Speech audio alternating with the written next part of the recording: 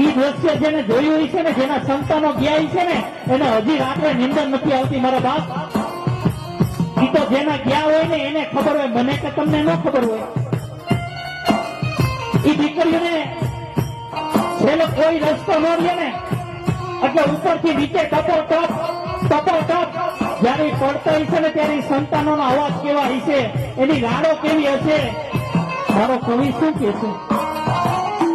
एक आह भरी होगी तुमने न सुनी होगी, आते जाते तुमने आवाज तो दी होगी.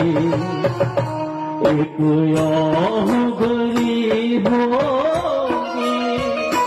तुमने सुनी होगी, आते जाते तुमने आवाज तो दी होगी. उस वक्त कहाँ थे हम, उस वक्त कहे ये जहाँ तुम चले गए.